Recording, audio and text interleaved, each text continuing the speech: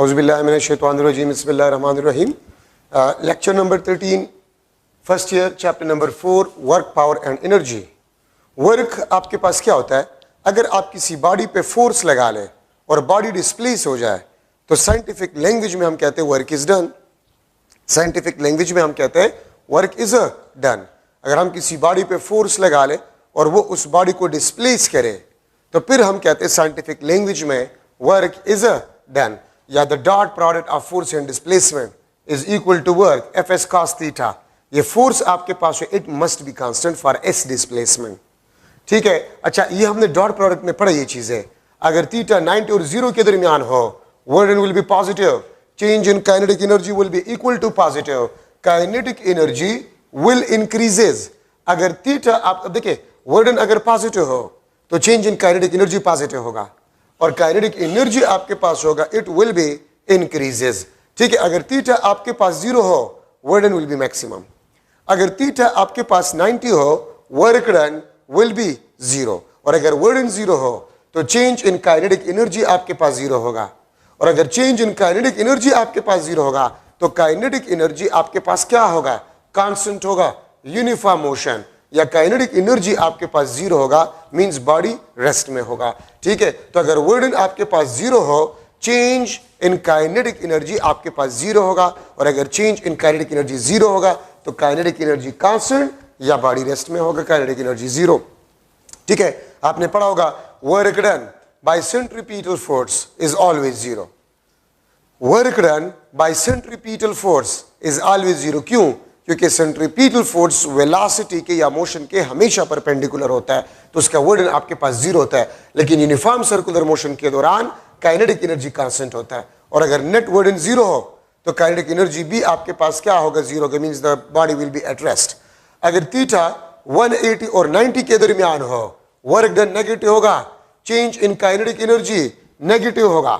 ठीक है, और चेंज इन काइनेटिक एनर्जी अगर आपके पास नेगेटिव होगा, it means kinetic energy will B decreases. Kinetic energy आपके पास है वो डिक्रीज होगा। ठीक है, और अगर थीटा 180 हो, वर्क डन आपके पास है, इट विल बी मिनिमम, और ये फोर्स इस डिस्प्लेसमेंट के लिए आपके पास कांस्टेंट होना चाहिए। ठीक है, ये बात आप लोग याद रखें। अच्छा, अगर मैं लिख लो वर्क डन बाय ग्रेविटी या ग्रेविटेशनल फील्ड, तो वो आपके पास mgh के बराबर होगा। वेट ऑफ अ बॉडी को आप हाइट के साथ मल्टीप्लाई करें तो आपके पास वर्क डन आ जाएगा।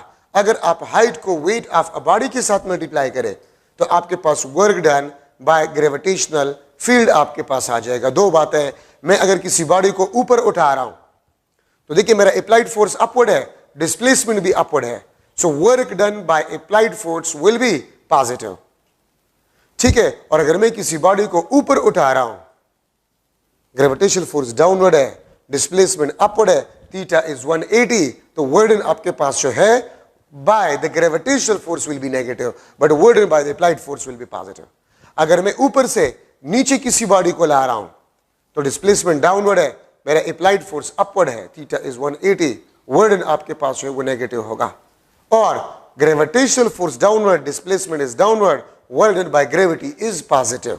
ठीक है, तो ये आपके पास जो है वर्क में इंपॉर्टेंट पॉइंट्स आपके पास बन गए हैं। ठीक है, work done by variable force, work done by variable force. ठीक है, यहां पर मैं लिख लेता हूं work done by variable force. ठीक है, तो देखिए अगर आपके पास एक मास स्प्रिंग सिस्टम है तो मास स्प्रिंग सिस्टम जब ऑसिलेशन करता है, ठीक है, तो आपने पढ़ा है restoring force is directly proportional to the displacement. Restoring force is directly proportional to the displacement. ठीक है, तो ऑसिलेशन के दौरान डिस्प्लेसमेंट चेंज होगा, और अगर ऑसिलेशन के दौरान डिस्प्लेसमेंट चेंज होगा तो रिस्टोरिंग फोर्स चेंज होगा, it means the force will B variable. तो आप पाथ को स्मॉल स्मॉल लेंथ एलिमेंट में डिवाइड कर लेंगे इस तरह कि हर एक लेंथ एलिमेंट में आपके पास फोर्स कांस्टेंट हो। फिर आप हर एक इंटरवल में वर्क डन को मालूम कर लेंगे और फिर तमाम वर्डन को जब आप ऐड कर जाएंगे तो हमारे पास टोटल वर्क डन आ जाएगा। ठीक है, ये अगर आपके पास रॉकेट है, ठीक है, ये आपके पास रॉकेट, अगर रॉकेट ऊपर उठ रहा है हम क्या करेंगे, हम पाथ को डिवाइड कर लेंगे into small small length element. क्यों? क्योंकि रॉकेट जब ऊपर उठता है तो इस पे ग्रेविटेशनल फोर्स होता है, और ग्रेविटेशनल फोर्स आपको पता है inversely proportional to r square. तो अगर ये रॉकेट ऊपर जाता है तो आर वेरी होता है, ग्रेविटेशनल फोर्स वेरी होगा, तो it means the force is variable. So we will divide the whole path into small length elements so that the force in each interval is a constant. Then we will calculate the burden in each interval, and by adding them we will get the total work done. ठीक है, तो आप burden किस तरह मालूम करते हैं? ठीक है, आप burden को लिख सकते हैं F1 dot delta x1 plus F2 dot delta x2 plus Fn dot delta xn, या मैं इसको लिख सकता हूं summation I start from 1 F I dot delta X I, या मैं इसको इस तरह भी लिख सकता हूं work done 1 plus work done 2 plus work done 3 plus work done n, and this is summation I start from 1 to n W I. तो तमाम इंटरवल्स में अगर आप वर्डन को ऐड कर जाए तो आपके पास टोटल वर्क डन आ जाएगा। ठीक है, तो ये आपके पास work done by variable force. और याद रखिए फोर्स आपके पास वेक्टर है, अगर वेक्टर का मैग्नीट्यूड चेंज हो रहा है या डायरेक्शन चेंज हो रहा है या दोनों चेंज हो रहा है, ठीक है, तो आपके पास फोर्स होगा वो वेरिएबल होगा। ठीक है, अगर फोर्स का मैग्नीट्यूड चेंज हो रहा है या डायरेक्शन या दोनों, फोर्स इज वेरिएबल। और अगर मैग्नीट्यूड और डायरेक्शन दोनों कांस्टेंट हो तो फिर फोर्स को हम कहेंगे कांस्टेंट फोर्स। ठीक है, अच्छा, इसके बाद आपके पास जो है conservative fields are conservative forces. ठीक है, field will be conservative, field या force will be conservative, field या फोर्स आपके पास कंजर्वेटिव होगा if work done is independent of a path. ठीक है, work done is independent of a path between two points. Work done is independent of path between 2 points. It only depends upon initial and a final position. इसके लिए मैं अगर diagram बना लूं, ये आपके पास A, ये आपके पास B, ठीक है, और इसको मैं लिख लूंगा दिस इज पाथ 1, और ये आपके पास क्या बन जाएगा, ये आपके पास बन जाएगा दिस इज पाथ 2। ये आपके पास पाथ 1, ये आपके पास पाथ 2। तो फर्स्ट पॉइंट के मुताबिक से अगर पाथ 1 पे आप वर्डन करें और पाथ 2 पे आप वर्डन करें and they are equal, second आपके पास जो है second point, work done along closed path is a 0. Work done along closed path is a 0. ये आपके पास लेट सपोज पॉइंट A है, A से आप B पॉइंट तक जा रहे हैं, B से आप वापस A पॉइंट तक आ रहे हैं।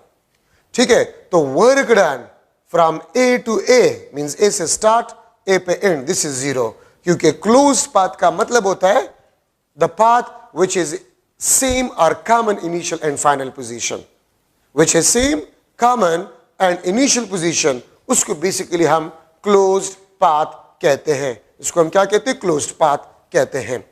सो कोई भी फील्ड या कोई भी फोर्स अगर ये दो प्रॉपर्टीज सेटिस्फाई करे तो हर वो फील्ड आपके पास जो होगा वो कंजर्वेटिव फील्ड होगा, और उस फील्ड का फोर्स आपके पास कंजर्वेटिव फोर्स होगा। ठीक है, लेकिन एक बात आप लोग याद रखें, मैं इससे और भी एक आसान तरीका आपको बता रहा हूं। अक्सर मुख्तलिफ बुक्स में एमसीक्यूज है और प्रीवियस पेपर्स में भी एमसीक्यूज है कि आपको फोर्सेस गिवन होता है और आपसे पूछा गया होता है कि गिवन फोर्सेस में कौन सा फोर्स कंजर्वेटिव है या कौन सा फोर्स नॉन कंजर्वेटिव है, तो आप एमसीक्यूज में तो हर फोर्स के लिए प्रॉपर्टीज प्रूव नहीं कर सकते, तो फिर आप क्या करेंगे? तो मैं इसका एक आसान तरीका आपको बता रहा हूं, ठीक है, जिससे आपको पता चलेगा कि कौन सा फील्ड या कौन सा फोर्स आपके पास जो है वो कंजर्वेटिव है और कौन सा फोर्स आपके पास नॉन कंजर्वेटिव है। आसानी से आपको पता चलेगा। और वो क्या है? याद रखिए, हर वो फील्ड या हर वो फोर्स जिसके लिए पोटेंशियल एनर्जी आप पढ़ चुके हो या जिस फील्ड या फोर्स के लिए पोटेंशियल एनर्जी पॉसिबल हो, तो हर वो फील्ड और हर वो फोर्स वो आपके पास कंजर्वेटिव फील्ड या कंजर्वेटिव फोर्स होगा। ठीक है, ये बात याद रखिए। हर वो फील्ड या हर वो फोर्स जिसका पोटेंशियल एनर्जी आपके पास पॉसिबल हो या पोटेंशियल एनर्जी आप पढ़ चुके हो, ठीक है, तो उसका वो फील्ड या वो फोर्स आपके पास होगा वो कंजर्वेटिव होगा। आपने पढ़ा है इलेक्ट्रिक पोटेंशियल एनर्जी, तो इलेक्ट्रिक फील्ड इज कंजर्वेटिव। आपने पढ़ा है ग्रेविटेशनल पोटेंशियल एनर्जी, तो gravitational field is conservative, gravitational force is conservative. Electric potential energy, electric field is conservative, electric force is conservative. आपने पढ़ा है इलास्टिक पोटेंशियल एनर्जी, आपने पढ़ा है इलास्टिक पोटेंशियल एनर्जी, तो इलास्टिक फोर्स आपके पास जो है वो कंजर्वेटिव फोर्स होगा और इलास्टिक फील्ड भी आपके पास क्या होगा? कंजर्वेटिव फील्ड होगा। कभी भी आपने मैग्नेटिक पोटेंशियल एनर्जी नहीं पढ़ा होगा, तो इसलिए magnetic field generally is non conservative. हां, magnetic field inside a magnet is conservative, क्योंकि inside the magnetic field is uniform. या दो मैग्नेट्स का नॉर्थ और साउथ पोल आपने इतना करीब रखा हुआ है कि उसके नॉर्थ और साउथ के दरमियान मैग्नेटिक फील्ड यूनिफॉर्म हो, वहां पर मैग्नेटिक फील्ड कंजर्वेटिव बिहेव करेगा। वरना अगर जनरली आपसे कोई पूछे तो magnetic field is non conservative. अच्छा, एक और बात भी याद रखिए, हर वो फोर्स जिसकी वजह से एनर्जी लॉस्ट हो, हर वो फोर्स जिसकी वजह से एनर्जी लॉस हो जाए, हर वो फोर्स आपके पास नॉन कंजर्वेटिव होगा। फ्रैक्शनल फोर्स, डैम्पिंग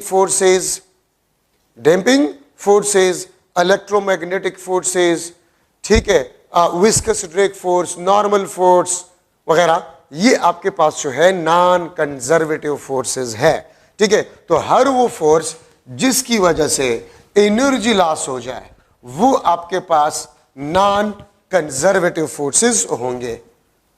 अगर मैं एक एमसीक्यू बना लूं, which force is non conservative, ठीक है, तो कौन सा फोर्स आपके पास नॉन कंजर्वेटिव है? के एक्स, बी ऑप्शन के v, C option m g और डी ऑप्शन क्यू ई। ये के एक्स कौन सा फोर्स है? ये आपके पास रिस्टोरिंग फोर्स है, ठीक है, या ये आपके पास इलास्टिक फोर्स है। The displacement dependent force is elastic. ये ड्रैग फोर्स है, the velocity dependent force, drag force. ये आपके पास वेट है, ये आपके पास इलेक्ट्रोस्टैटिक फोर्स है, ठीक है, ये आपके पास इलेक्ट्रोस्टैटिक फोर्स है, क्यू ई। तो आप देखिए, ड्रैग फोर्स, इसकी वजह से एनर्जी लॉस होता है। इलास्टिक फोर्स, ये आपके पास कंजर्वेटिव है, ये आपके पास कंजर्वेटिव है, ये आपके पास कंजर्वेटिव है। Velocity dependent force which is a drag force, ठीक है, इसकी वजह से एनर्जी लॉस होता है, तो इसलिए आपके पास जो ड्रैग फोर्स है वो नॉन कंजर्वेटिव फोर्स है। वो आपके पास क्या है? नॉन कंजर्वेटिव फोर्स है, ठीक है। तो इस किस्म की क्वेश्चंस भी आपके पास आ सकता है, विच फोर्स इज कंजर्वेटिव और which force is a non conservative, ठीक है। तो ये इसकी आसान पहचान है, हर वो फोर्स जिसकी वजह से एनर्जी लॉस हो जाए, ठीक है, एनर्जी लॉस हो जाए, वो नॉन कंजर्वेटिव होगा, ठीक है। ये बात आप लोग याद रखिए। एनर्जी का डिफिनीशन है the ability of a body to do work. The ability of a body to do work is known as energy. Energy के मुख्तलिफ फॉर्म है, लेकिन दो important basic types of energy है। एक तो आपके पास काइनेटिक एनर्जी है, दूसरा आपके पास पोटेंशियल एनर्जी है। ठीक है, the energy possessed due to virtue of motion of a body is known as kinetic energy, and the energy due to virtue of position, due to virtue of position, due to virtue of configuration of a system or body, ठीक है, तो उसको basically हम कहते हैं potential energy. Configuration change का मतलब क्या होता है? अगर आप स्प्रिंग को एक्सटेंड करें, उसके लेंथ में चेंज आ जाएगा, उसके एरिया में चेंज, तो आपने उसके कन्फिगुरेशन को चेंज किया, तो जो एनर्जी वो स्टोर करेगा that will be known as a potential energy. ठीक है, तो kinetic energy half m v square, और यहां पर पोटेंशियल एनर्जी में ग्रेविटेशनल पोटेंशियल एनर्जी को ले रहा हूं, which is m g h, which is m g h. अच्छा, एक बात आप लोग याद रखें, मुख्तलिफ रेशो वाले क्वेश्चंस बनाए जा सकते हैं, मुख्तलिफ जो है रेशोज वाले क्वेश्चंस बनाए जा सकते हैं, ना कि सिर्फ इन इक्वेशन में, किसी भी इक्वेशन में रेशो वाले क्वेश्चंस आपसे पूछे जा सकते हैं। Kinetic energy is directly proportional to the mass if the velocity is kept constant. तो आपके पास आ जाएगा kinetic energy 1 divide by kinetic energy 2 is equal to m1 divide by m2। ठीक है, अगर mass double, kinetic energy will be double if velocity is constant. Mass half, kinetic energy will be half if the velocity is kept constant. Kinetic energy is directly proportional to the square of velocity if the mass is kept constant. ठीक है, और ये आपके पास आ जाएगा kinetic energy 1 divide by kinetic energy 2 is equal to v1 square divide by v2 square, या इसको मैं लिख सकता हूं v1 divide by v2 is equal to under the root of kinetic energy 1 divided by kinetic energy 2। अगर आप velocity को double कर जाए by keeping the mass constant, kinetic energy आपके पास 4 टाइम्स बन जाएगा। अगर आप वेलोसिटी को 3 टाइम्स कर जाए, kinetic energy आपके पास 9 टाइम्स बन जाएगा if the mass is kept constant। Kinetic energy का ये इक्वेशन भी आप लोगों ने पढ़ा होगा, p square divide bye 2m। p is the linear momentum, m is the mass, so this is the equation of kinetic energy in terms of a linear momentum।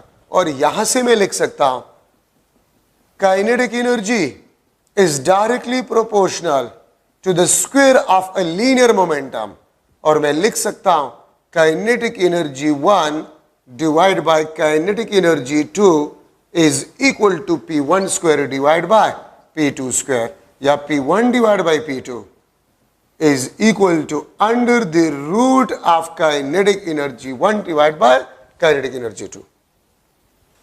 अगर linear momentum double हो जाए तो kinetic energy आपके पास 4 times हो जाएगा।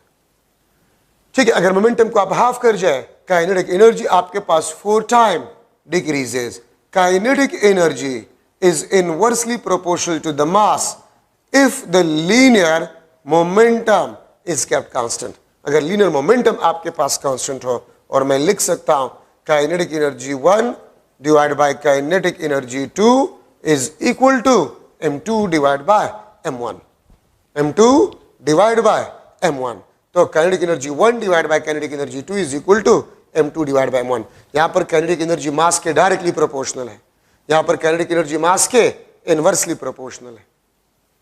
ठीक है, क्यों? यहां पर मोमेंटम अगर कांस्टेंट हो तो kinetic energy is inversely proportional to the mass. यहां पर अगर आपके पास वेलोसिटी कांस्टेंट हो तो kinetic energy is directly proportional to the mass. ठीक है, अच्छा, अब यहां पर मैं लिख सकता हूं, इस इक्वेशन से मैं लिख सकता हूं P is equal to 2m kinetic energy under the root.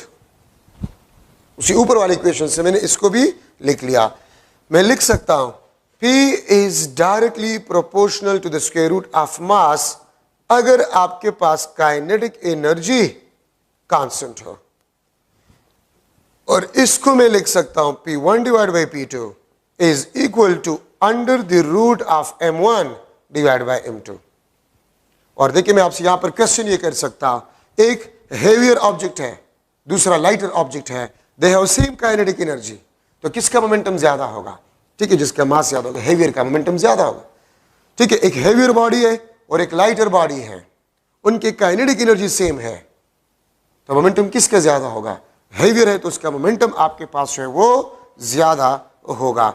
P is directly proportional to the square root of a kinetic energy if mass is kept constant। ठीक है, और इसको मैं लिख सकता हूं P1 divided by P2 is equal to under the root of kinetic energy 1 divided by kinetic energy 2। और ये रेशो हम यहां पर कर भी चुके हैं। ठीक है, so these are some important ratios in the kinetic energy equation। ठीक है, अब इसमें अगर आप देखें तो मुख्तलिफ किस्म के रेशोज वाले क्वेश्चंस बनाए जा सकते हैं। एमसीक्यू अगर मैं लिख लो M1 is equal to M2 is equal to M and kinetic energy 1 ratio kinetic energy 2 is equal to 1 ratio 3, then what will be the ratio of their momentum? इनके momentum का ratio आपके पास क्या होगा? 1:3, 1/√3, 1:9 और डी ऑप्शन आपके पास 3:1। ठीक है, दो आइडेंटिकल बॉडीज है। आइडेंटिकल का मतलब ये होता है कि मासेस आर सेम। अगर उनकी काइनेटिक एनर्जी का रेशो 1:3 हो तो उनके मोमेंटम का रेशो क्या होगा? ठीक है, तो इसमें ये वाला रेशो इस्तेमाल हो रहा है, ये वाला P1 divided by P2 is equal to under the root of kinetic energy 1 divided by kinetic energy 2। तो 1 का √1, 3 का √3, ये आपके पास इसका आंसर होगा। ये वाला रेशो इसमें यूज हो रहा है।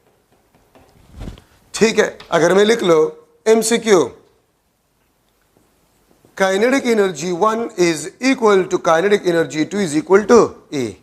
अगर आपके पास P1:P2 लीनियर मोमेंटम का रेशो 1:4 हो तो फिर M1 और M2 का रेशो आपके पास जो है वो क्या होगा? ठीक है, M1 और M2 का रेशो आपके पास क्या होगा? तो मोमेंटम और mass if the kinetic energy is kept constant। तो if the kinetic energy is constant, P is directly proportional to the square root of a mass। और square root of mass मैं इसको इस तरह भी लिख सकता हूं। ठीक है, मैं यहां पर इसको लिख लूंगा P1 divided by P2 under the root of M1 divided by M2, या इसको मैं लिख सकता हूं P1 square divided by P2 square is equal to M1 divided by M2। ठीक है, तो मैं लिख सकता हूं A option 1:4, B option 1:2, C option 1:16, D option 1:1। तो आपके सामने P1 का स्क्वायर 1 का स्क्वायर 1, 4 का स्क्वायर 16, ये आपके पास आंसर आ जाएगा। ये रेशियो इसमें से यूज हो रहा है। ठीक है, अच्छा अब यहां पर मैं इस तरह भी इसको लिख सकता हूं P is equal to 2m kinetic energy under the root. तो मैं लिख सकता हूं P is directly proportional to the square root of mass and kinetic energy। और मैं इससे भी रेशियो बना सकता हूं P1 divided by P2 is equal to under the root of M1 kinetic energy 1, M2 kinetic energy 2। इस तरह भी मैं इसको लिख सकता हूं। ठीक है, अगर मैं ये इस तरह लिख लूं एक MCQ इसी में कि M1 ratio M2 is equal to 1:5, kinetic energy 1 ratio kinetic energy 2 is equal to 5:1। ठीक है, तो फिर P1:P2 आपके पास क्या होगा? ठीक है, P1:P2 आपके पास क्या होगा? ठीक है, मैं A ऑप्शन लिख लेता हूं 1:5, B option 5:1, C option 25:1, D option 1:1, 1:1। ठीक है, तो इसमें आपके पास कौन सा जो है वो आंसर आएगा?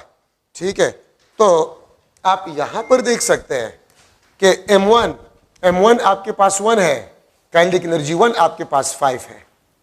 ठीक है, M2 आपके पास 5 है, काइनेटिक एनर्जी 2 आपके पास 1। तो 5 divided by 5 under root is equal to 1। This is the answer. ठीक है, 1 रेशो 1 आपके पास आंसर होगा। ठीक है, ये बात याद रखिए। तो these are some model MCQ, और जरूरी नहीं कि रेशो हमने सिर्फ काइनेटिक एनर्जी और मोमेंटम के इक्वेशन में लिया, इसके लिए सिर्फ है, किसी भी इक्वेशन में आपके पास ये रेशो वाले क्वेश्चंस आ सकते हैं। अब देखिए, अब परसेंटेज वाले क्वेश्चंस मैं करवा रहा हूं। मुख्तलिफ बुक्स में और प्रीवियस पेपर्स में परसेंटेज वाले क्वेश्चंस आते हैं। ठीक है, कि परसेंट इंक्रीज, अगर आपको एक में परसेंट इंक्रीज गिवन है तो दूसरे में आपके पास परसेंट इंक्रीज कितना आएगा। तो देखिए, परसेंटेज वाले क्वेश्चंस में एक बात आप लोग याद रखें कि बिफोर चेंज जो भी अमाउंट होगा उसको आपने 100% लेना होगा। बिफोर चेंज आपके पास जो भी अमाउंट होगा उसको आपने 100% लेना होगा। अगर आपके पास 10 रुपए है इनिशियली तो 10 को आप 100% कंसिडर करें। अगर आपके पास 5 रुपए है तो 5 रुपए को आप 100% कंसिडर करें। आपके पास 40 रुपए है, 40 रुपए को आप 100% कंसिडर करें। तो देखिए, आपके पास इनिशियल अमाउंट जो भी होगा उसको हम कंसिडर करते हैं 100%। आपके पास 10 रुपए थे, मैंने आपको 10 और दिए, कितने हो गए? 20। तो 20 10 का डबल है ना, तो आपके पास डबल अमाउंट हो गया। और डबल टू का मतलब होता है 200%। आपके पास 200% अमाउंट हुआ। लेकिन मैं अगर आपसे पूछूं कि आपके पास इंक्रीज कितना आया, तो 10 रुपए का इजाफा आया। 10 रुपए तो पहले से आपके पास थे, तो इजाफा 10 रुपए का आया, और 10 रुपए मीन्स आपके इनिशियल अमाउंट के बराबर, इट मीन्स 100%। अगर आपके पास 10 रुपए थे, मैं आपको 5 रुपए दूं तो 15 रुपए बन जाएंगे, तो टोटल 150%। लेकिन परसेंटेज इंक्रीज वो 50% आपके पास आई। टोटल परसेंटेज 150% और इन परसेंटेज इंक्रीज 50% आया। अब देखिए, अगर मैं लिख लो kinetic energy is directly proportional to v square if the velocity is double. अगर वेलोसिटी डबल हो जाए तो काइनेटिक एनर्जी 4 टाइम्स बन जाएगा। तो काइनेटिक एनर्जी 4 टाइम्स, 1 टाइम्स तो पहले से था। आपके पास 10 रुपए थे, मैंने आपको 30 और दिए, तो अब आपके पास 40 है। लेकिन आपके पास कितने पैसों का इजाफा आया? तो 30 रुपए का इजाफा आया। और 30 रुपए आपके इनिशियल अमाउंट का 3 टाइम्स है, तो 300% आपके पास इंक्रीज आया। लेकिन टोटल परसेंट 400% आपके पास मौजूद है। तो अगर velocity double, kinetic energy 4 time, तो 4 से 1 माइनस करें तो 3 बन जाएगा। तो 300% काइनेटिक एनर्जी में इंक्रीज आ जाएगा। अगर मैं वेलोसिटी को 3 टाइम्स कर जाऊं, अगर मैं वेलोसिटी को 3 टाइम्स कर जाऊं तो काइनेटिक एनर्जी 9 टाइम्स हो जाएगा। और 9 से 1 माइनस करें तो 8, तो 800% आपके पास in kinetic energy increase.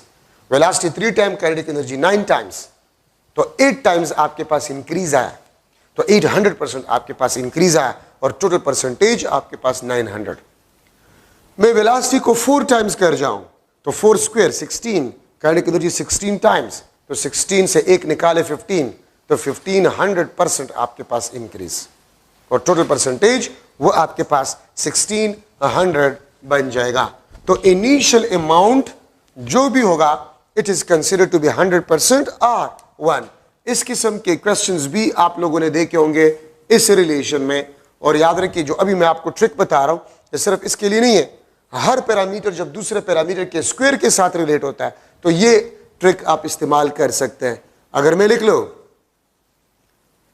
20% increase in linear momentum, तो percentage increase in kinetic energy आपके पास क्या होगा? अगर मोमेंटम में 20% इंक्रीज आ जाए, ठीक है, तो percentage increase in kinetic energy आपके पास क्या होगा? ठीक है, इसके एक आसान तरीका मैं आपको बता रहा हूं, लेकिन जो तरीका मैं आपको बता रहा हूं वो सिर्फ उन नंबर्स के लिए, लाइक 10, 20, 30, 40, 50, इस किस्म के नंबर के लिए। किसी और नंबर के लिए आप ये ट्रिक इस्तेमाल नहीं कर सकते। तो देखिए, 20% इंक्रीज है तो 20 2 दफा लिख ले, और इंक्रीज है तो प्लस। इसका जो स्टार्ट नंबर है 2, तो अगर आप 2 और 2 को मल्टीप्लाई करें, 4 स्टार्टिंग नंबर को मल्टीप्लाई करें, 2 2 are 4, आप इसको 8 करें तो 44%। 44% इज द इंक्रीज। ठीक है, अगर मैं लिख लो 30% इंक्रीज इन लीनियर मोमेंटम, तो percentage increase in kinetic energy क्या होगा? तो देखिए 30% इंक्रीज इन मोमेंटम, तो 30% 2 दफा लिख ले, और 3 3 9, 3 3 9%, ये आपके पास 69% बन गया। तो 69% आपके पास इसका आंसर आ गया। 40, तो 40 plus 40, starting number 4 4 4 4 4 multiply by 4 16, तो 40 प्लस 40 प्लस 16 आपके पास काइनेटिक एनर्जी में होगा। ठीक है, इंक्रीज। अच्छा, तो ये आपके पास काइनेटिक एनर्जी पी स्क्वायर। अगर मैं लिख लो कि 20% डिक्रीज इन लीनियर मोमेंटम, तो फिर आपके पास percentage decrease in kinetic energy आपके पास क्या होगा? तो अब डिक्रीज आई है, तो वही तरीका है, 20 प्लस 20 माइनस 2 2 4, वहां पर इंक्रीज तो 2 2 4 8, यहां पर डिक्रीज तो 2 2 4 सब्ट्रैक्ट। ठीक है, तो 40 माइनस 4 36%, इसका आंसर आपके पास 36% आया। ठीक है, अगर मैं लिख लो 30% डिक्रीज इन लीनियर मोमेंटम, तो percentage decrease in kinetic energy आपके पास क्या होगा? तो 30 प्लस 30, 3 3 9, तो 60 माइनस 9 51%, तो आपके पास 51% डिक्रीज आपके पास आ जाएगा इन द काइनेटिक एनर्जी। ठीक है, तो ये आपका आसान तरीका है इस किस्म के एमसीक्यूज को सॉल्व करने का।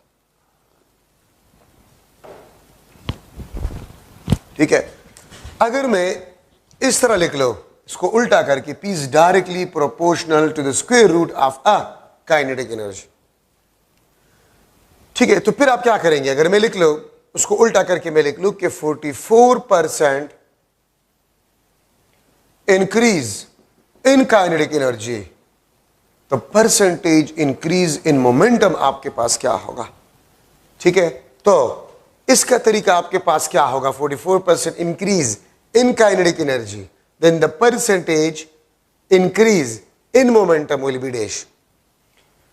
तो देखिए, अगर ए ऑप्शन आपके पास है 20%, बी ऑप्शन आपके पास है 44%, सी ऑप्शन 88% और डी ऑप्शन आपके पास जो है 12% है, तो इसका आसान तरीका क्या है? लेकिन ये ट्रिक जो मैं आपको बता रहा हूं, कोई भी पैरामीटर किसी दूसरे पैरामीटर के स्क्वायर रूट के साथ अगर वेरी हो रहा है, किसी दूसरे पैरामीटर के स्क्वायर रूट के साथ वेरी हो रहा है, ठीक है, तो उसके लिए हम ये डिस्कस कर रहे हैं।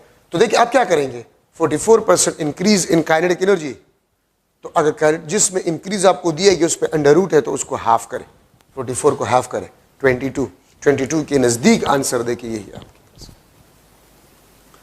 ठीक है, इसका एक्चुअल तरीका क्या है? 44% इंक्रीज, तो इनिशियल अमाउंट तो 100% होगा, तो 100 प्लस 44 ये आपके पास 144% होगा, और 144% को आप लिख सकते हैं 144 डिवाइड बाय 100, ये आपके पास 1.4, क्योंकि परसेंट का मतलब क्या होता है? पर 100, 1.44, इस पे स्क्वायर रूट है, आप इसके स्क्वायर निकालें, तो 144 का स्क्वायर रूट 12 होता है, 1 पॉइंट के बाद, 1 नंबर के बाद पॉइंट लगा ले। ठीक है, इसको मैं लिख सकता हूं 120%। ठीक है, तो आपके पास 120% है, तो 100% तो इनिशियल अमाउंट होता है। ठीक है, तो परसेंटेज इंक्रीज आपके पास कितना आया? 100 से ज्यादा कितना है? 20%, तो आंसर आपके पास जो है 20% इंक्रीज। ठीक है, तो तरीका आपने इस तरह कर रहे हैं, और मैंने आपको जो ट्रिक बताया कि स्क्वायर रूट है इस पे 44% इंक्रीज, तो 44 को हाफ करें, आपके पास क्या बन जाएगा? 22%, तो 22% के नजदीक आंसर देंगे।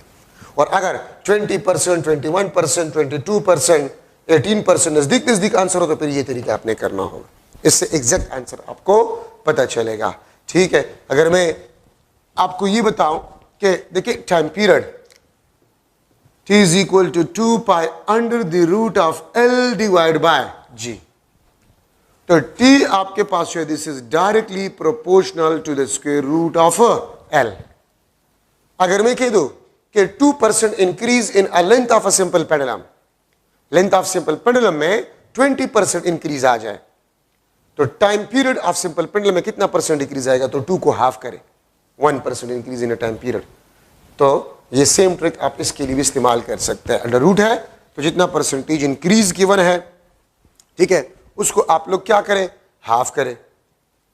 सही है। डिक्रीज में भी आपके पास यही है। डिक्रीज का मैं यहां पर लिख लेता हूं, अगर मैं लिख लो नीचे जो मैंने लिखा था कि 36% डिक्रीज इन काइनेटिक एनर्जी, तो फिर percentage decrease in momentum will be equal to dash, momentum will be equal to dash. तो देखिए आप लोग 36% डिक्रीज, आपके पास 100 रुपए थे, 36 मैंने आपसे ले लिए, तो कितने रह गए?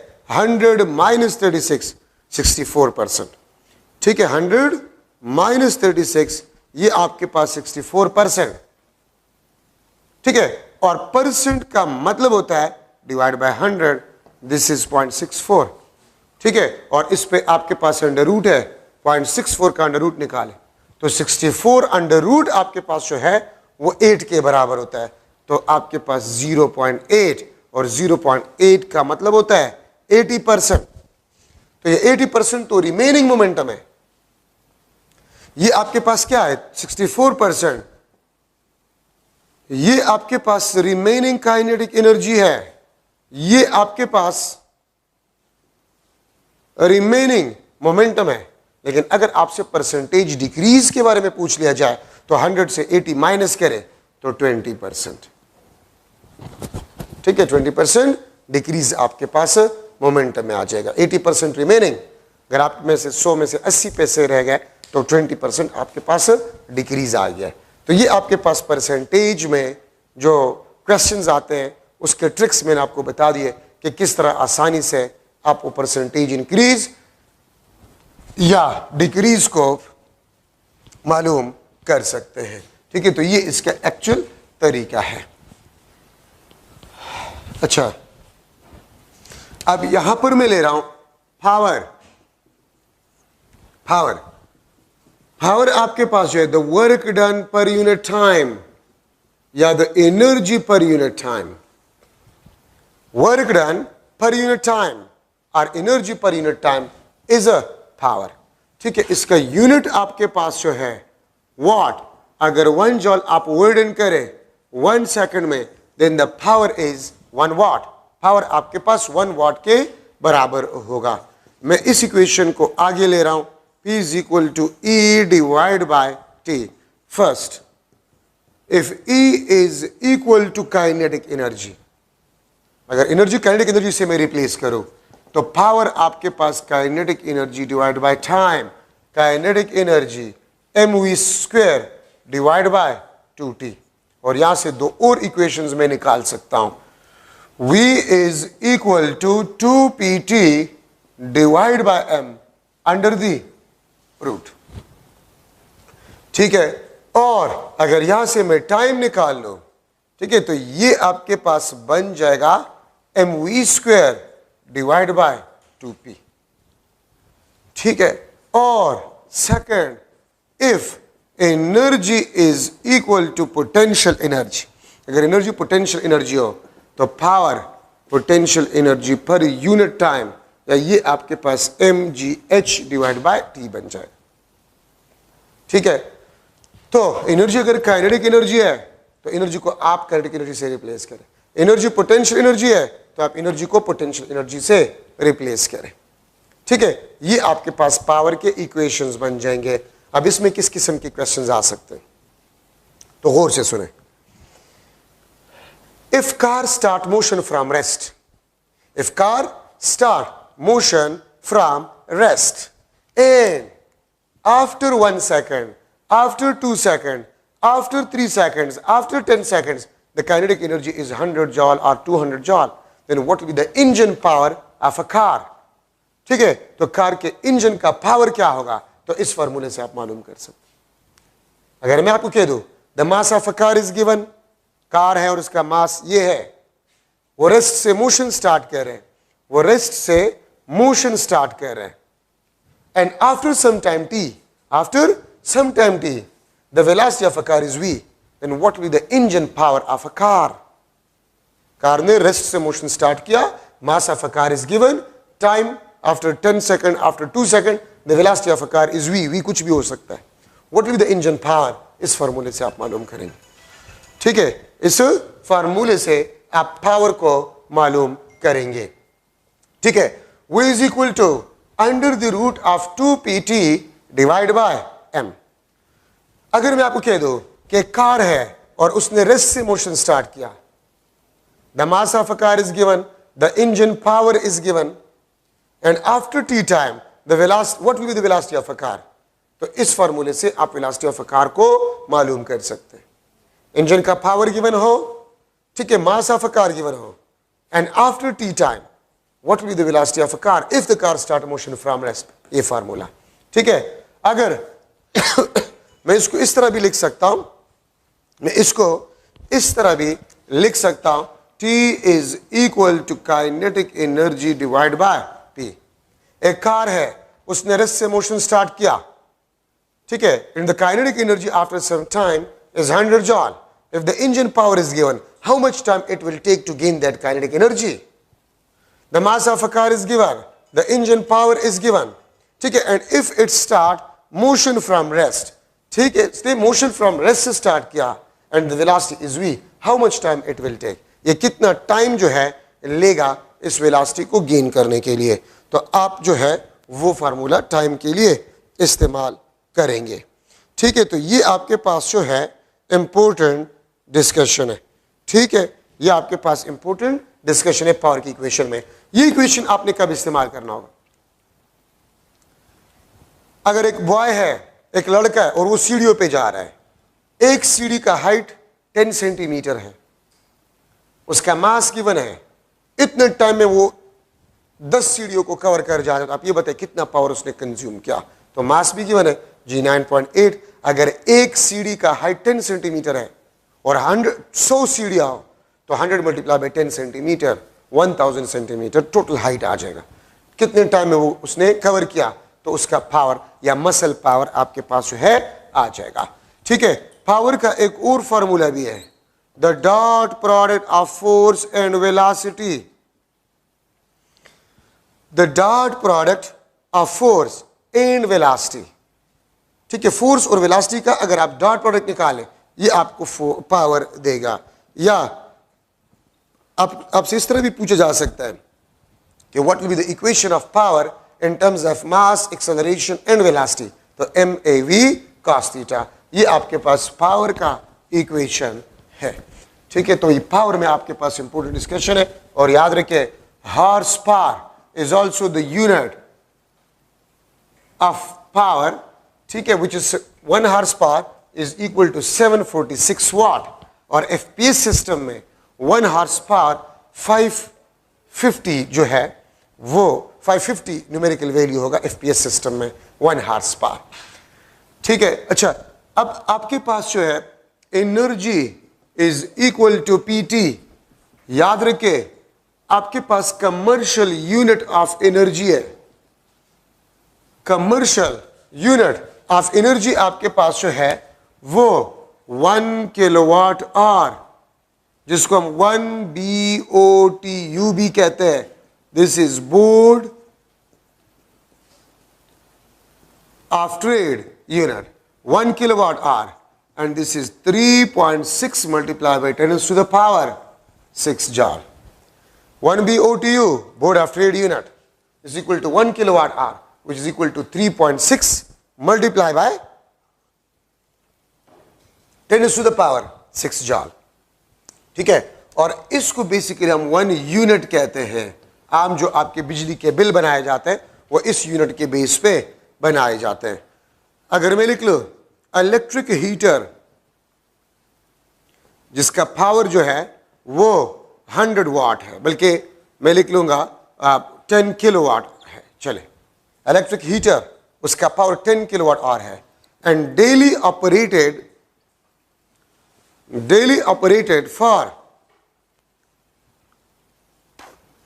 5 आवर्स, ये 5 आवर्स के लिए डेली ऑपरेट होता है।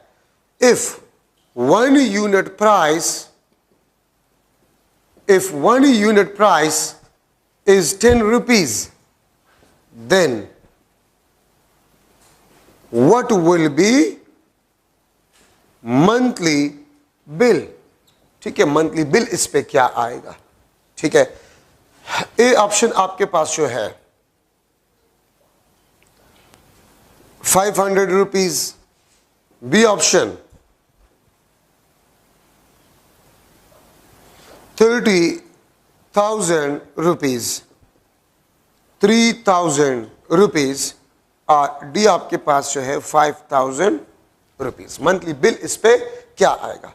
तो देखिए, पावर गिवन है और डेली ऑपरेटेड, तो पी और टी को आप मल्टीप्लाई करें, एनर्जी आ जाएगा। ठीक है, तो ये आपके पास 10 किलोवाट आवर, ये डेली एनर्जी है, ये डेली एनर्जी है। तो इसका मतलब ये है कि डेली यूनिट कितने हैं? 10 यूनिट। ये हीटर एक दिन में 10 यूनिट कंज्यूम करते हैं, 10 यूनिट्स ये कंज्यूम करते हैं, और एक यूनिट की कीमत क्या है? 10 रुपए है। अच्छा, 10 रुपए मैंने लिए, तो फिर ऑप्शन में आपके पास थोड़ा सा गड़बड़ हो, क्योंकि मैंने 5 रुपए के बेस पे किए। ठीक है, तो आपके पास जो डेली बिल होगा, डेली बिल आपके पास होगा 10 मल्टीप्लाई बाय 10, 100 रुपीज। ठीक है, 100 रुपीज आपके पास जो है ये डेली बिल होगा इस हीटर का। तो 30 के साथ आप 100 को मल्टीप्लाई करें। ठीक है, तो आपके पास 300 रुपीज, ये आपके पास इसका मंथली बिल होगा। ठीक है, 10 किलोवाट आवर, 10 यूनिट, एक यूनिट की कीमत 10 रुपए है। 10 मल्टीप्लाई बाय 10, 100, ये डेली बिल होगा। और मंथ अगर मैं 30 दिनों का लूं, ठीक है, तो 30 मीन्स 3,000 रुपीज आपके पास मंथली बिल आएगा। चले ऑप्शन में है तो बस ठीक है। ठीक है, तो 3,000 रुपीज आपके पास जो है वो मंथली बिल होगा इस हीटर का। ठीक है, तो ये आपके पास बोर्ड ऑफ ट्रेड यूनिट, जिसको हम 1 यूनिट कहते हैं, और आपके पास वो इसके बराबर है। ठीक है, अच्छा, तो ये आपके पास पावर में जरूरी पॉइंट्स आपके पास बन गए हैं। अच्छा,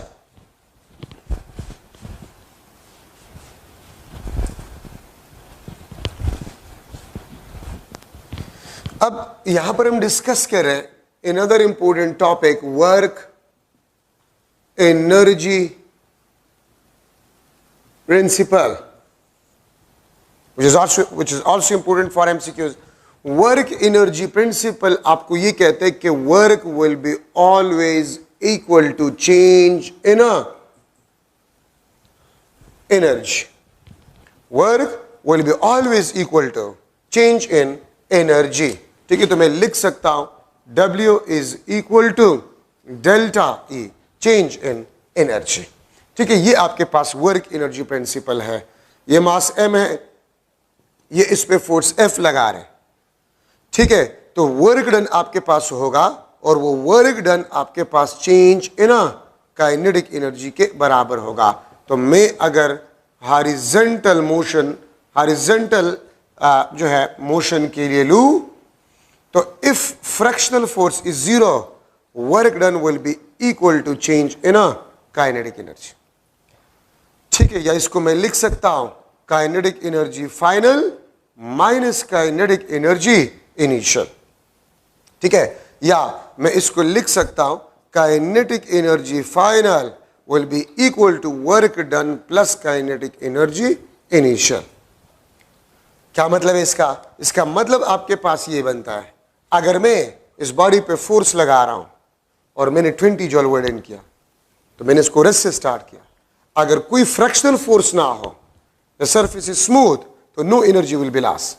तो अगर मैंने 20 जॉल वर्ड इन किया है, तो इसकी काइनेटिक एनर्जी भी 20 जॉल होगा, और चेंज इन काइनेटिक एनर्जी भी 20 जॉल होगा। क्योंकि अगर रेस्ट में था तो इनिशियल काइनेटिक एनर्जी 0, तो फिर kinetic energy final will be equal to the work. ठीक है, और वर्क आपके पास होगा, this is equal to change in kinetic energy. अगर मैं लिख लो if fractional force is not equal to 0, तो फिर वर्क आपके पास होगा, this will be equal to change in kinetic energy plus work done by frictional force. ठीक है, work done by frictional force, और work done by frictional force आपके पास जो है this is equal to F S. F is the frictional force, S आपके पास जो है this is a displacement, this is a displacement. तो फ्रैक्शनल फोर्स को डिस्प्लेसमेंट के साथ मल्टीप्लाई करें, आपके पास work done by frictional force आ जाएगा। ठीक है, तो आप work done by frictional force को भी मालूम कर सकते हैं, which is equal to work minus change in kinetic energy. और याद रखें वर्क डन बाय फ्रैक्शन, ये आपके पास एनर्जी लॉस्ट होता है। फ्रैक्शन फोर्स जो वर्क डन करता है वो एनर्जी लॉस को रिप्रेजेंट करता है, और एनर्जी लॉस आपके पास होते वो हमेशा हीट फॉर्म में होता है। ठीक है, अगर मैं लिख लो एमसीक्यू के वर्क हमने 60 जॉल वर्क डन किया, if fractional force is equal to 0 work on a body and move, तो फिर आपके पास चेंज इन काइनेटिक एनर्जी या काइनेटिक एनर्जी इस बॉडी का क्या होगा। ठीक है, A option 60 joule, B option less than 60 joule, C option greater than 60 joule, और डी ऑप्शन आपके पास जो है 0 जॉल। तो अगर आपने किसी बॉडी पे वर्क डन किए 60 जॉल, ठीक है, तो काइनेटिक एनर्जी चेंज या काइनेटिक एनर्जी आपके पास 60 जॉल ही होगा। ठीक है, अच्छा, अब एक और क्वेश्चन मैं कर रहा हूं कि MCQ, let's suppose 8 Newton force act on a body of mass 2 kilogram. 8 Newton force act on a body of mass 2 kilogram and move for 4 meter, and move for 4 meter displacement, 4 meter displacement तक हमने इसको move किया with 3 meter per second square acceleration. ठीक है, हमने 8 Newton force लगा लिया किसी बॉडी पे जिसका मास 2 किलोग्राम था, और हमने 4 मीटर डिस्टेंस पे या डिस्प्लेसमेंट तक उसको मूव किया with 3 meter per second square acceleration. Then मैं आपसे एक क्वेश्चन कर सकता हूं, फ्रैक्शनल फोर्स क्या होगा। दूसरा क्वेश्चन WF या एनर्जी लास्ट आपके पास क्या होगा। थर्ड क्वेश्चन मैं आपसे ये पूछ सकता हूं कि नेट वर्क डन क्या होगा, नेट वर्क डन क्या होगा। फोर्थ क्वेश्चन में आपसे ये पूछ सकता हूं चेंज इन काइनेटिक एनर्जी क्या होगा। फिफ्थ क्वेश्चन में आपसे ये पूछ सकता हूं what will be the kinetic energy of the body. ये 5 क्वेश्चंस मैं आपसे कर सकता हूं। सारा कमाल फ्रैक्शनल फोर्स में, अगर फ्रैक्शनल फोर्स आपको पता चल जाए तो सब क्वेश्चंस के आंसर्स आपको पता चल जाएंगे। ठीक है, तो मैं क्या करूंगा, इसका बहुत आसान तरीका मैं आपको बता रहा हूं। अगर आपको मास गिवन हो और एक्सेलरेशन गिवन हो तो इसको मल्टीप्लाई करें। ma को अगर आप मल्टीप्लाई करें, ये आपके पास 3 2 6 न्यूटन आ जाएगा। और हम कितना फोर्स लगा रहे हैं, 8 न्यूटन फोर्स लगा रहे हैं। इन दोनों का प्रोडक्ट तो 6 आ रहा है, लेकिन हम तो 8 न्यूटन फोर्स लगा रहे हैं और इन दोनों का प्रोडक्ट 6 आ रहा है। तो इसका मतलब है कि fractional force is non zero. तो अगर हम 8 न्यूटन लगा रहे हैं और मास और एक्सेलरेशन का प्रोडक्ट 6 आ रहा है तो 2 न्यूटन कम है ना, तो ये आपके पास 2 न्यूटन फ्रैक्शनल फोर्स होगा। अब work done by frictional force, energy loss, ये Fs, fractional force multiply by S। ठीक है, तो फ्रैक्शनल फोर्स आपके पास 2 न्यूटन है और डिस्प्लेसमेंट आपके पास 3 मीटर है, 4 मीटर है, 4 मीटर। तो फ्रैक्शनल फोर्स 2 मल्टीप्लाई बाय 4, ये आपके पास 8 जॉल। एक दफा फिर रिपीट कर रहा हूं, आप मास और एक्सेलरेशन को मल्टीप्लाई करें तो फोर्स अगर अप्लाइड फोर्स के बराबर आ जाए तो फिर फ्रैक्शनल फोर्स 0 होगा। और अगर आप मास और एक्सेलरेशन को मल्टीप्लाई करें, जो फोर्स आता है वो अप्लाइड फोर्स से कम है, तो जितना कम आ रहे वही आपके पास फ्रैक्शनल फोर्स होगा। फिर फ्रैक्शनल फोर्स को डिस्प्लेसमेंट के साथ मल्टीप्लाई करे, आपके पास work done by frictional force आ जाएगा, या एनर्जी लास्ट आ जाएगा, या थर्मल एनर्जी प्रोड्यूस आ जाएगा। अब नेट वर्क डन, हम तो 8 न्यूटन फोर्स लगा रहे हैं, लेकिन नेट फोर्स तो 6 न्यूटन लग रहा है, तो 6 को आप 4 के साथ मल्टीप्लाई करें, 24 जॉल, ये आपके पास नेट वर्क डन होगा। नेट फोर्स मतलब अप्लाइड फोर्स से फ्रैक्शनल फोर्स को सब्ट्रैक्ट करे और वो डिस्प्लेसमेंट के साथ मल्टीप्लाई करे, वो आपके पास नेट वर्क डन आ जाएगा। Applied force minus fractional force multiply by displacement, ठीक है। अच्छा, और जितना वर्क डन होगा वही आपके पास काइनेटिक एनर्जी चेंज होगा। और अगर आपको रेस्ट के बारे में नहीं बताया गया तो kinetic energy of a body भी आपके पास 20 जॉल होगा, ठीक है। तो ये आपके पास, अगर एक्सेलरेशन गिवन ना हो तो फिर आपने एक्सेलरेशन मालूम करना होगा, उससे फिर आपको अंदाजा हो जाएगा कि फ्रैक्शनल फोर्स आपके पास 0 है कि नहीं है, ठीक है। वर्टिकल मोशन में अगर आप किसी बॉडी को ऊपर उठा रहे हैं तो आपने जो वर्क डन किया है, it is equal to the change in a potential energy. जो वर्क होता है this will be used to change the potential energy, ठीक है। वर्टिकल मोशन में आप क्या करें, आप अगर किसी बॉडी को ऊपर उठा रहे तो आपने जितना वर्क डन किया है that will be used to change the potential energy of a body, ठीक है। ये वर्टिकल मोशन के लिए आपके पास है, ठीक है। तो ये आपके पास वर्क एनर्जी प्रिंसिपल है। अब देखिए, वर्क एनर्जी प्रिंसिपल में हम फॉलोइंग बॉडीज को लेते हैं। कोई भी बॉडी अगर फॉल करे ऊपर से नीचे तो पोटेंशियल एनर्जी लॉस्ट होगा, काइनेटिक एनर्जी गेन होगा। Potential energy lost will be equal to kinetic energy gain if the drag force is 0 या एयर रेजिस्टेंस इज 0। अगर कोई बॉडी आप नीचे से ऊपर फेंक रहे हैं तो फिर आपके पास काइनेटिक एनर्जी लॉस्ट जो होगा वो आपके पास पोटेंशियल एनर्जी गेन के बराबर होगा। मैं किसी बॉडी को ऊपर फेंक रहा हूं तो काइनेटिक एनर्जी लॉस्ट होगा, पोटेंशियल एनर्जी गेन होगा। और अगर ऊपर से नीचे फॉल कर रहा हूं तो पोटेंशियल एनर्जी लॉस्ट होगा, काइनेटिक एनर्जी गेन होगा, ठीक है। ये बात याद रखिए।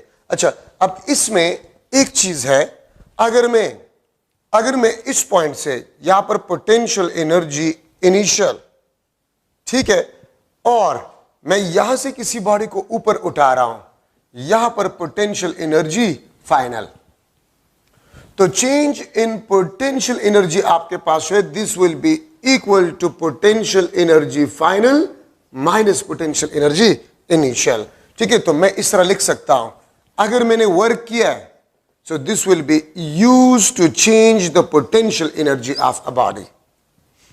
मैंने यहां से यहां तक एक बॉडी को मूव किया, so I change the potential energy of a body।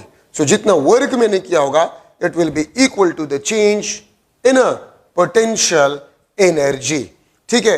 अच्छा, अब यहां से मैं लिख सकता हूं, ये आपके पास डेल्टा H, और डेल्टा H को हम कहते हैं दिस इज हाइट मूव्ड, वो हाइट जो हमने मूव करवाया है, ठीक है। और ये लेट सपोज ग्राउंड से हाइट, ये आपके पास ग्राउंड से हाइट, ये टोटल हाइट है, मैं इसको h1 लेट सपोज लिख लेता हूं, ठीक है। दिस इज h1, ठीक है। ये आपके पास है दिस इज h2। तो अगर आप डेल्टा h को देखें, this is equal to h1 minus h2। h1 से आप h2 को निकाल ले तो ये आपको डेल्टा h दे देगा, ठीक है। तो अब अगर मैं लिख लो कि हाइट मूव्ड आपके पास क्या होगा, तो देखिए चेंज इन पोटेंशियल एनर्जी वो mg डेल्टा h के बराबर है, ठीक है। ये आपके पास डेल्टा h है, ये यहां से लेकर यहां तक, दिस इज डेल्टा h, ठीक है। ये आपके पास जो है mg डेल्टा h के बराबर है।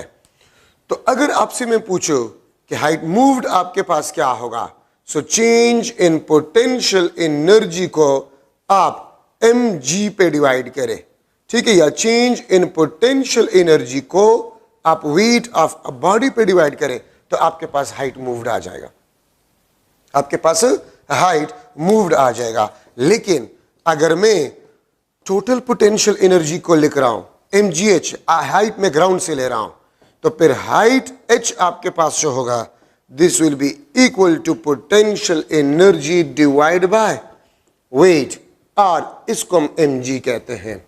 तो दो क्वेश्चंस आपसे किए जा सकते हैं, ठीक है। आपने एक बॉडी को मूव किया from one point to another point, what will be the height moved, अगर आपको पोटेंशियल एनर्जी गिवन हो, ठीक है। मैं अगर एक MCQ बना लूं कि potential energy initial, let suppose आपके पास 40 जॉल था, and we do 100 joule work, हमने 100 जॉल वर्क किया, ठीक है। वी डू 100 जॉल वर्क, ठीक है, to move a body to some other point, किसी और पॉइंट को हम और पॉइंट तक हम इसको मूव कर गए, ठीक है। If mass of a body is 1 kg, then height moved, ठीक है, then height moved will be dash, height moved आपके पास क्या होगा, ठीक है। ए ऑप्शन मैं लिख लेता हूं, that is basically 14 metre, B option 10 metre, C option आपके पास जो है दैट इज 12 मीटर, और डी ऑप्शन आपके पास 5 मीटर है। तो देखिए, अगर मैं इसका डायग्राम जो है वो बना लूं, मैं अगर इसका डायग्राम बना लूं, ये आपके पास पोटेंशियल एनर्जी इनिशियल था विच वाज 40 जॉल, इस पे मैंने वर्डन किया और इसको मैंने किसी और पॉइंट तक ले गया हूं, तो 100 जॉल मैंने वर्डन किया, तो यहां पर 40 जॉल एनर्जी था, यहां पर फाइनल पोटेंशियल एनर्जी 140 जॉल होगा। अगर मास ऑफ अ बॉडी आपके पास 1 किलोग्राम हो, तो फिर ये हाइट मूव क्या होगा। तो याद रखिए, मैंने यहां पर लिखा था कि वर्क डन आपके पास जो है this is equal to change in potential energy. तो मैंने कितना वर्डन किया था, वर्क डन MCQ में गिवन है 100 joule, which is equal to the change in potential energy। तो चेंज इन पोटेंशियल एनर्जी को आप mg पे डिवाइड करें, आपके पास हाइट मूव्ड आ जाएगा। तो 100 डिवाइड बाय, आसानी के लिए आप g को 10 ले ले, मास तो ये आपके पास कैंसिल, 10 मीटर तक हमने हाइट को मूव करवाया, ठीक है। 40 जॉल पोटेंशियल एनर्जी था, हमने एक बॉडी को मूव किया from this point to another point where we do 100 joule work. तो अगर कोई एनर्जी लॉस ना हो तो 40 के साथ 100 ऐड करें, 140 जॉल आपके पास इस पॉइंट पे पोटेंशियल एनर्जी आ जाएगा। तो अगर आपसे मैं पूछ लो what will be the change in potential energy, ठीक है, तो change in potential energy will be equal to the work, और चेंज इन पोटेंशियल एनर्जी को आप वेट ऑफ अ बॉडी पे डिवाइड करें, तो हमने जो हाइट मूव किया वो आ जाएगा। अगर इफ मास, मैं यहां से इसको चेंज कर रहा हूं, ठीक है, मैं यहां से इसको चेंज कर रहा हूं, अगर क्वेश्चन में मैं लिख लूं कि हाइट ऑफ बॉडी क्या होगा, height of body will be equal to dash, तो टोटल हाइट मतलब ग्राउंड से आप लेंगे, तो हाइट ऑफ बॉडी के लिए पोटेंशियल एनर्जी को आप mg पे डिवाइड करेंगे। फाइनल पोजीशन पे पोटेंशियल एनर्जी क्या है, 140 जॉल है, इसको आप 10 पे डिवाइड करें, तो फिर आपके पास 14 मीटर जो है वो आंसर होगा। तो अगर आपसे पूछा गया कि हाइट क्या होगा, तो 14 मीटर, आपने कितना हाइट मूव किया इस बॉडी को, तो फिर चेंज इन पोटेंशियल एनर्जी को वेट पे डिवाइड करें। देखिए, यहां पर पोटेंशियल एनर्जी 40 था, फिर मैंने 100 जॉल वर्डन किया, यहां पर 140 था, तो मैंने कितना हाइट मूव किया, तो मैंने तो ये हाइट मूव किया। लेकिन ग्राउंड से अगर मैं हाइट मालूम करूंगा, तो फिर टोटल पोटेंशियल एनर्जी को मैं वेट पे डिवाइड करूंगा, ठीक है, ये बात याद रखिए। अच्छा, फॉलिंग के दौरान बल्कि मैं यहां पर लिख लेता हूं, आप ये देखिए, अगर आपके पास एक बॉडी फॉल कर रहा है, ठीक है, ये आपके पास हाइट h जो है, बॉडी हाइट h पे मौजूद है, हाइट h पे आपके पास बॉडी मौजूद है, तो यहां पर पोटेंशियल एनर्जी को लेट सपोज मैंने E लिख लिया, potential energy of a body at height h is E। अगर ये फॉल हो रहा है, ठीक है, अगर ये फॉल हो रहा है, दिस इज फॉलिंग, ठीक है, और कितना फॉल हो गया है? लेट सपोज आपके पास h डिवाइड बाय 10 हाइट, बल्कि मैं लिख लूंगा 9h divide by 10 height fall. तो जमीन से ये कितना ऊपर अभी भी है? h डिवाइड बाय 10 जमीन से ऊपर है, और falling let 9h divide by 10 height fall.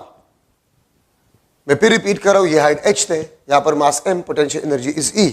अगर ये बॉडी फॉल कह रहा है और आपको बताया जाए कि 9h डिवाइड बाय 10 हाइट ये फॉल हो गया, तो जमीन से कितना ऊपर होगा? ये h डिवाइड बाय 10। मैं इस तरह भी कह सकता हूं कि if the body is falling and during fall, if the body is at h divide by 10 height, तो what will be the potential energy lost, या what will be the kinetic energy gain?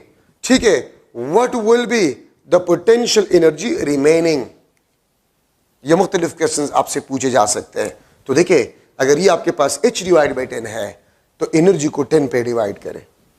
ये remaining height है ना, तो remaining height आपको remaining potential energy देगा।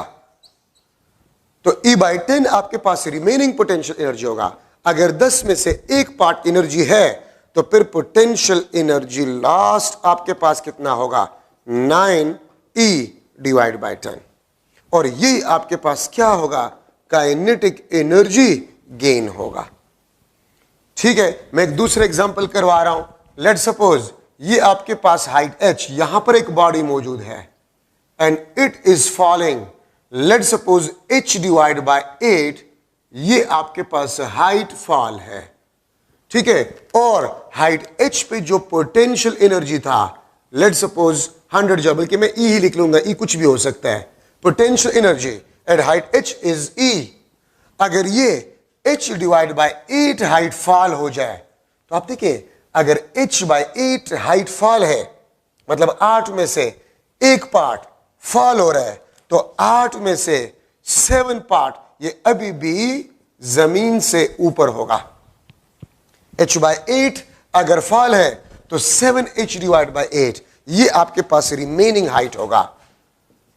ये आपके पास रिमेनिंग हाइट होगा and this is the height fall. तो आप क्या करेंगे? आप एनर्जी को 8 पे डिवाइड करें। हाइट फॉल ये लास्ट एनर्जी आपको देगा। हाइट फॉल h बाई 8 है तो आपके पास potential energy lost which will be the kinetic energy gain, this will be equal to E divided by 8। ये रिमेनिंग हाइट है आपके पास, तो potential energy remaining this is equal to 7E divide by 8। तो अगर body h divide by 8 height fall हो जाए तो आपके पास पोटेंशियल एनर्जी लॉस या काइनेटिक एनर्जी गेन वो E डिवाइड बाय 8 के बराबर होगा। ठीक है, और रिमेनिंग हाइट आपके पास होगा वो potential energy remaining 7E divide by 8 आपके पास होगा। ठीक है, अब अगर मैं इस पे एक MCQ बना लूं कि पोटेंशियल एनर्जी, ठीक है, is equal to 100 joule at 10 metre height. ठीक है, potential energy is 100 joule at 10 metre height from ground. If body is falling, if body fall 8 metre, अगर बॉडी आपके पास 8 मीटर फॉल हो जाए, देन पोटेंशियल एनर्जी लॉस्ट, ठीक है, या kinetic energy gain will be equal to dash. ये एक क्वेश्चन आपसे किया जा सकता है। दूसरा क्वेश्चन आपके पास क्या होगा? What will be the potential energy remaining? Potential energy remaining आपके पास क्या होगा? ये मुख्तलिफ क्वेश्चंस आपसे पूछे जा सकते हैं। तो देखिए, अगर आपके पास हाइट h, ये आपके पास 10 मीटर है, लेट सपोज 10 मीटर, यहां पर पोटेंशियल एनर्जी आपके पास 100 जॉल है। अगर ये 8 मीटर फॉल हो जाए, अगर ये 8 मीटर फॉल हो जाए, तो जमीन से अभी भी ये 2 मीटर ऊपर है, जमीन से अभी भी ये 2 मीटर ऊपर है। तो आप क्या करें? 8 मीटर हाइट फॉल है, 2 मीटर इज रिमेनिंग, तो 10 मीटर को मैं किस नंबर पे डिवाइड करूं कि आपके पास 2 मीटर आ जाए? तो 5। अगर 10 मीटर को आप 5 पे डिवाइड करें तो आपके पास रिमेनिंग हाइट बन जाएगा। तो मैं इसको लिख सकता हूं this is h divide bye 5। इसका मतलब यह है कि remaining height is h divide bye 5 from the ground. आपका क्वेश्चन सॉल्व हो गया। अगर remaining height h divide bye 5 है तो एनर्जी को, टोटल एनर्जी को 5 पे डिवाइड करें, ये आपको रिमेनिंग पोटेंशियल एनर्जी देगा। तो 100 जॉल को आप 5 पे डिवाइड करें तो रिमेनिंग पोटेंशियल एनर्जी आपके पास 20 जॉल होगा। ठीक है, और अगर 100 में से 20 जॉल रिमेनिंग है तो 80 joule potential energy lost, 80 joule potential energy lost which is equal to the kinetic energy gain. ठीक है, अगर मैं ये कह दूं 100 joule 10 metre height from ground if body fall 9 metre, या चले मैं 9 मीटर के बजाय मैं 1 मीटर लिख लेता हूं, इफ बॉडी फॉल 1 मीटर, तो अगर 1 मीटर फॉल है 10 मीटर में 1 मीटर फॉल तो 9 मीटर रिमेनिंग, 9 मीटर आपके पास क्या होगा, रिमेनिंग होगा। ठीक है, तो मैं 10 मीटर को किस नंबर पे डिवाइड करूं कि 1 मीटर आपके पास आ जाए, तो 10 metre divide by 10, 10 metre divide by 10 आपके पास 1 मीटर आ गया है। तो इसका मतलब है this is h divide by 10। अगर आपको 8 मीटर के बजाय मैं 1 मीटर फॉल, ठीक है, मैं अगर 1 मीटर फॉल दो तो मैं अगर 10 मीटर को 10 पे डिवाइड करूं तो आपके पास 1 मीटर रह जाएगा। ठीक है, और अगर आपके पास 10 h डिवाइड बाय 10 है तो पोटेंशियल एनर्जी को 10 पे डिवाइड करें तो पोटेंशियल एनर्जी लास्ट आ जाएगा। और 9 मीटर अभी भी ऊपर है तो 9h डिवाइड बाय 10 अभी भी ऊपर है। ठीक है, तो अगर आप पोटेंशियल एनर्जी को 10 पे डिवाइड करें तो 10 जॉल आपके पास आ जाएगा पोटेंशियल एनर्जी लॉस्ट या काइनेटिक एनर्जी गेन। और अगर 100 में से 10 जॉल पोटेंशियल एनर्जी लॉस्ट है तो रिमेनिंग आपके पास जो होगा वो 90 जॉल होगा। तो इस तरीके से आप इसको सॉल्व करेंगे। So that is one of the model MCQ।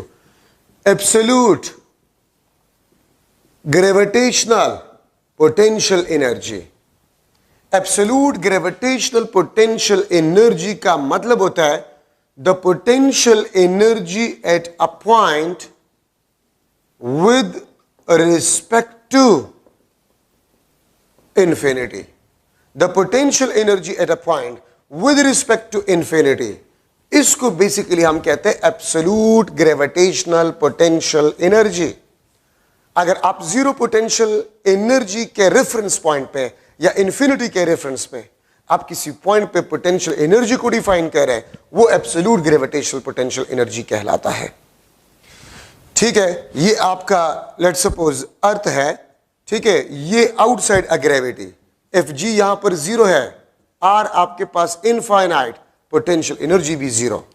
तो इस पॉइंट के बेस पे अगर आप किसी पॉइंट पे पोटेंशियल एनर्जी को डिफाइन कर रहे हैं तो वो पोटेंशियल एनर्जी क्या कहलाएगा, एब्सोल्यूट पोटेंशियल एनर्जी कहलाएगा। So the potential energy at a point with respect to infinity या zero potential point is known as absolute gravitational potential energy. अगर आप जीरो पोटेंशियल एनर्जी पॉइंट के बेस पे किसी point पे पोटेंशियल एनर्जी को define करें एब्सोल्यूट, लेकिन अगर नॉन जीरो पॉइंट पे लेट्स सपोज ये आपके पास 40 जॉल पोटेंशियल एनर्जी था विच इज नॉन जीरो, अगर मैं 50 जॉल वर्क करूं तो फिर यहां पर आपके पास पोटेंशियल एनर्जी 2 बन जाएगा, 50 प्लस 40 90 जॉल आपके पास बन जाएगा। अब देखिए ये नॉन जीरो पोटेंशियल एनर्जी है तो मैं इस पोटेंशियल एनर्जी को एब्सोल्यूट नहीं कह सकता, नॉट एब्सोल्यूट, क्योंकि यहां पर पोटेंशियल एनर्जी जीरो नहीं है। इसके बेस पे मैं यहां पर कहता हूं 90 जॉल। और क्यों एब्सोल्यूट में नहीं कह सकता, क्योंकि 40 जॉल में जरूर एरर होगा, मैं इस पर यकीन नहीं कर सकता, तो इसलिए उसमें भी एरर होगा, मैं इसको एब्सोल्यूट नहीं कह सकता। लेकिन अगर यहां पर मैं कह दूं कि पोटेंशियल एनर्जी 1 0 जॉल और आपने वर्क किया एग्जैक्टली 50 जॉल का वर्क आपने किया, तो यहां पर पोटेंशियल एनर्जी अगर एनर्जी लॉस ना हो तो मैं कह सकता हूं एग्जैक्टली 50 जॉल। तो फिर इस पॉइंट पे पोटेंशियल एनर्जी को मैं एब्सोल्यूट कह सकता हूं, because this the potential energy with reference to 0 joule and this the potential energy with respect to non zero potential energy. तो उसको मैं एब्सोल्यूट नहीं कह सकता, लेकिन इसको कह सकता हूं क्योंकि रेफरेंस पॉइंट 0 और 0 में तो एरर नहीं है, तो इसलिए एग्जैक्टली 50 जॉल होगा अगर एनर्जी लॉस ना हो। ठीक है, इसको हम एब्सोल्यूट ग्रेविटेशनल पोटेंशियल एनर्जी कहते हैं। और देखिए ये वाला इक्वेशन जो है mgh, ये हम कब इस्तेमाल करते हैं? Use only if h is very very small then the radius of Earth. अगर h height radius of Earth से बहुत ज्यादा स्मॉल हो तो फिर हम mgh वाला इक्वेशन इस्तेमाल कर सकते हैं। अगर h बहुत ज्यादा हो तो फिर हम इसके इक्वेशन इस्तेमाल नहीं कर सकते। Gravitational potential energy minus GMEM 1 divide bye R1 minus 1 divide bye R2। ठीक है, और इसमें याद रखिए R2 आपके पास होते हैं वो R1 से ज्यादा होता है। ठीक है, अगर R2 आपके पास इंफिनिटी हो, ठीक है, तो फिर gravitational potential energy minus GMEM R1, या जनरली अगर मैं लिख लो minus GMEM divide by R। ठीक है, this is the absolute gravitational potential energy. ये माइनस साइन किस चीज को शो करता है? ये बाउंडनेस को शो करता है। ये किस चीज को शो करता है? ये boundness. Gravitational potential energy is negative, it means everything is bound to the gravity. आप देखें, मैं किसी भी चीज को छोड़ लेता हूं वो नीचे गिरता है, it means everything is bound to the gravity. तो इसलिए potential energy is always negative. ये बाउंडनेस को शो करते हैं। जिस तरह आप हाइड्रोजन एटम में कहते हैं कि इलेक्ट्रॉन न्यूक्लियस को बाउंड है। ठीक है, अगर इलेक्ट्रॉन के शेल में, हाइड्रोजन एटम के शेल में, तो उसकी एनर्जी माइनस 13.6 इलेक्ट्रॉन वोल्ट। और इस माइनस का मतलब क्या होता है कि electron is bound to the nucleus, bound to the nucleus. तो ये बाउंडनेस को शो करता है। और ये बात याद रखें, gravitational potential energy is always negative. Gravitational potential energy is always negative. ये R किस चीज को रिप्रेजेंट करता है? RE प्लस H को रिप्रेजेंट करता है। तो पोटेंशियल एनर्जी दो चीजों पे डिपेंड करता है। ठीक है, मास पे और R पे। और R किस चीज पे डिपेंड करता है? हाइट पे डिपेंड करता है। ठीक है, so this are the equation of absolute gravitational potential energy. और ये इक्वेशन हम कब इस्तेमाल करते हैं? Height comparable to the radius of Earth, फिर वो इक्वेशन आप इस्तेमाल कर सकते। लेकिन mgh वो आप तब इस्तेमाल कर सकते if the height is very small is compare to the radius of Earth. ठीक है, ये लेट्स सपोज अर्थ है, और अगर आप सरफेस ऑफ अर्थ से ऊपर किसी बॉडी को ले जा रहे हैं, ठीक है, तो पोटेंशियल एनर्जी ये आपके पास लेस नेगेटिव होगा। ठीक है, और बाउंडनेस आपके पास जो होगा, बाउंडनेस डिक्रीजेज। अगर आप किसी बॉडी को ऊपर ले जा रहे हैं, ठीक है, बाउंडनेस डिक्रीजेज, और पोटेंशियल एनर्जी आपके पास जो होगा इट विल बी इंक्रीजेस। लेकिन अगर आप किसी बॉडी को नीचे ला रहे हैं, ठीक है, तो आपके पास पोटेंशियल एनर्जी मोर नेगेटिव होगा। ठीक है, बाउंडनेस आपके पास जो है, बाउंडनेस वो आपके पास इंक्रीज होगा। ठीक है, और पोटेंशियल एनर्जी आपके पास जो है इट विल बी डिक्रीजेस। किस तरह? मैं अगर यहां पर लिख लो पोटेंशियल एनर्जी माइनस 1000 जॉल, ठीक है, ये माइनस 500 जॉल, ये माइनस 200 जॉल, ये लेस नेगेटिव है, बट दिस इज मोर। ठीक है, ये मोर नेगेटिव है, बट दिस इज लेस। और बाउंडनेस यहां पर ज्यादा है, यहां पर बाउंडनेस कम है। एग्जैक्टली उसी तरह जिस तरह आप हाइड्रोजन एटम में कहते हैं कि इलेक्ट्रॉन अगर न्यूक्लियस के करीब है तो बाउंडनेस ज्यादा होगा, इलेक्ट्रॉन न्यूक्लियस से दूर है बाउंडनेस कम होगा। तो एग्जैक्टली वही बातें यहां पर हम ग्रेविटेशनल पोटेंशियल एनर्जी के लिए भी करते हैं। ठीक है, तो gravitational potential energy is always negative. ये हमेशा आपके पास नेगेटिव होता है। ठीक है, पोटेंशियल एनर्जी का इक्वेशन आपके पास ये भी है, mgr small r, where small r is RE plus H, और G आपके पास जो है वो हाइट पे आपके पास है, जो या ऑन द एवरेज अगर हम 9.8 भी ले ले फॉर स्मॉल r, तो स्मॉल हाइट, तो उसके लिए भी हम इसको इस्तेमाल कर सकते हैं।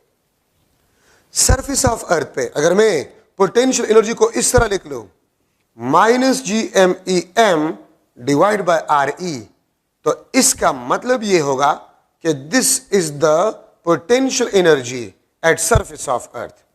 ये सरफेस ऑफ अर्थ पे आपके पास पोटेंशियल एनर्जी होगा minus GMEM divide bye RE, because this is the radius of Earth. तो हाइट आपके पास 0, सरफेस ऑफ अर्थ पे पोटेंशियल एनर्जी को ये रिप्रेजेंट करता है। अगर सरफेस पे पोटेंशियल एनर्जी U है तो मैं RE के बराबर हाइट पे अगर बॉडी को ले जाऊं, वहां पर 2U पोटेंशियल एनर्जी होगा, एंड 2U माइनस U तो change U, but potential energy will be 2U।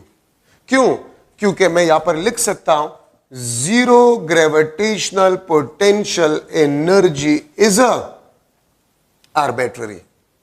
ठीक है, we can select any point at zero potential जहां से आप काम करते हैं। फॉर एग्जाम्पल, मैं जमीन से किसी बॉडी को ऊपर उठा रहा हूं तो सरफेस ऑफ अर्थ को आप 0 पोटेंशियल पे कंसिडर करें। मैं इस मेज से, यहां पर मेज है और उसी में चीज को उठा रहा हूं तो मेज के सरफेस को आप 0 पोटेंशियल पे कंसिडर कर सकते हैं। तो 0 potential gravitational potential energy is arbitrary, we can select any point at 0 potential. तो अगर मैं सरफेस ऑफ अर्थ को 0 पोटेंशियल लूं, सरफेस ऑफ अर्थ पे अगर मैं U पोटेंशियल लूं, तो मैं अगर वर्डन करूं तो रेफरेंस पॉइंट मेरा ये, तो मुझे U के बराबर वर्डन करना पड़ेगा। तो U प्लस U 2U, यहां पर पोटेंशियल एनर्जी 2U होगा और चेंज इन पोटेंशियल एनर्जी आपके पास क्या होगा? U। ठीक है, अच्छा अब यहां पर आपके पास है एब्सोल्यूट ग्रेविटेशनल पोटेंशियल, वो है ग्रेविटेशनल पोटेंशियल एनर्जी, ये है ग्रेविटेशनल पोटेंशियल।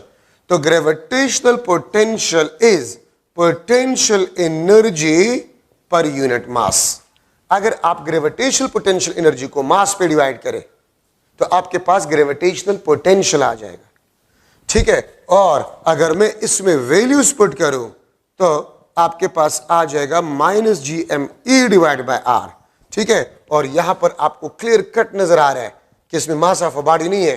तो absolute gravitational potential is independent of mass of a body. ये मास ऑफ अ बॉडी से इंडिपेंडेंट है। इट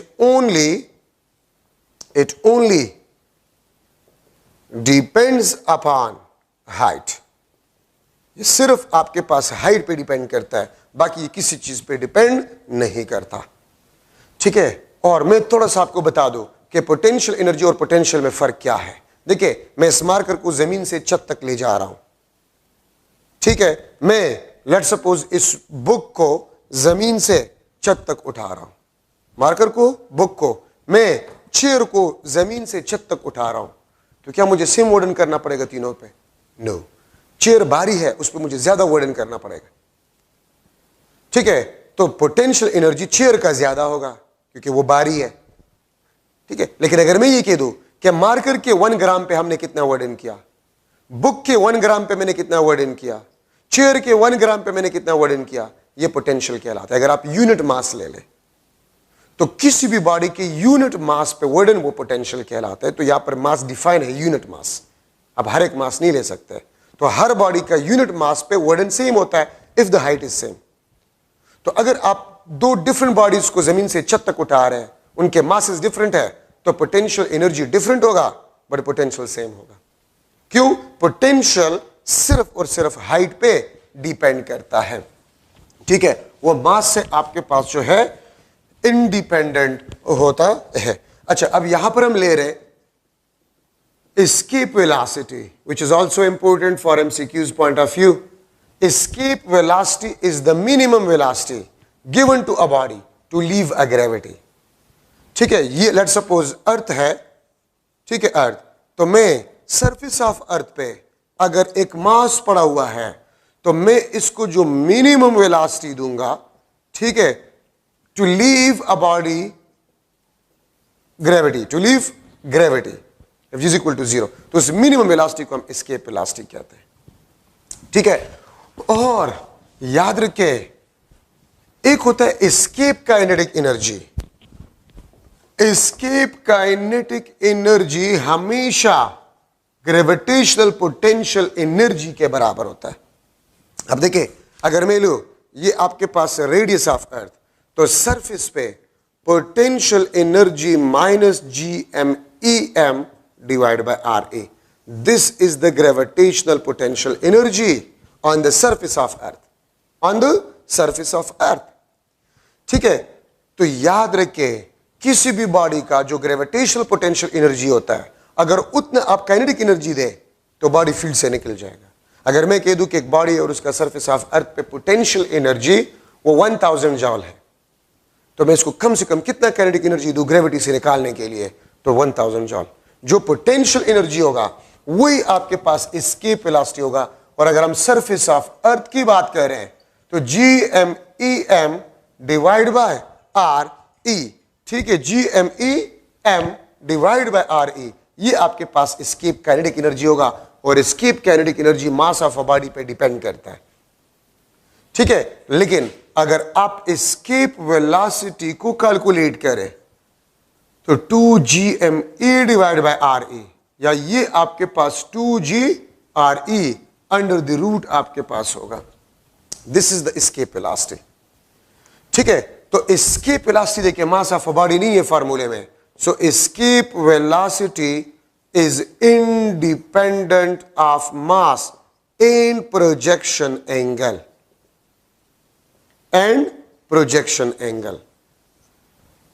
ठीक है।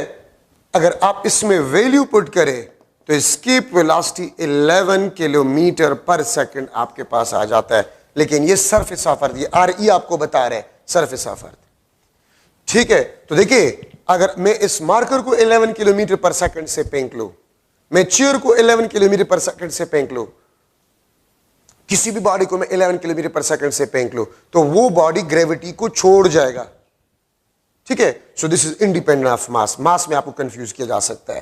प्रोजेक्शन एंगल, आप इस तरह फेंक रहे, आप इस तरह फेंक रहे, आप इस तरह फेंक रहे, आप इस तरह फेंक रहे, किसी भी एंगल पे इस वेलोसिटी से सरफेस ऑफ अर्थ से आप बॉडी को प्रोजेक्ट करें, बॉडी जो है वो फील्ड को छोड़ जाएगा, ठीक है। और देखिए मून पे एस्केप वेलोसिटी कम है, इसलिए वहां पर एटमॉस्फेयर नहीं होता, क्योंकि आम रूम टेम्परेचर पे भी जो है वो मॉलिक्यूल्स इतना एनर्जी गेन कर जाते हैं कि वो फील्ड को छोड़ जाता है, ठीक है। अगर मैं लिख लूं above surface of earth, above surface of अर्थ के लिए एस्केप वेलोसिटी वो आपके पास 2GME डिवाइड बाय R, और यहां पर R आपके पास है वो किस चीज के बराबर होगा, वो RE प्लस H के बराबर होगा, ठीक है। या एस्केप वेलोसिटी को मैं इस तरह भी लिख सकता हूं 2GHR अंडर द रूट, और ये GH आपके पास जो है ये हाइट पे G की वैल्यू है, वो 9.8 वाला